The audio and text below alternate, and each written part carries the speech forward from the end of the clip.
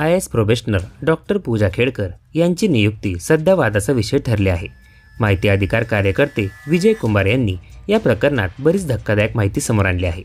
पूजा खेडकर या IAS कशा झाल्या यावरूनच वाद आहे। काय आहे नेमकं प्रकरण ते जाणून घेण्यापूर्वी चॅनलला सबस्क्राईब करायला विसरू नका।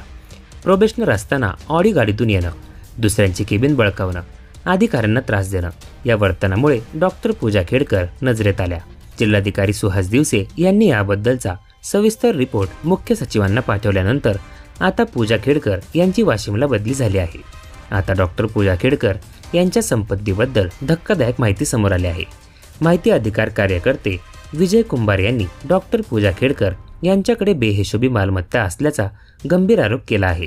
पूजा खेडकर यांच्या आईवडिलांकडे नॉन क्रिमिलियर प्रमाणपत्र असून 110 एकर शेतजमीन आहे। ही मालमत्ता म्हणजे शेतजमीन कमाल मर्यादा कायद्याचे उल्लंघन आहे, असा आरोप विजय कुंभार यांनी केला आहे। IASच्या ट्रेनिंग अधिकारीसाठी काही नियम असतात, त्याचं पालन होत नसल्याने पूजा खेडकर नजरेत आल्या। मागील 2 महिन्यापासून त्या विविध अधिकारांची मागणी करत होत्या। त्यांच्याकडे स्वतःची खासगी ऑडी कार आहे, त्यासाठी लाल निळा दिवा, लेटर पॅड, नेम प्लेट, स्वतंत्र ऑफिस चेंबर आणि स्टाफची मागणी पूजा खेडकर यांनी केली होती।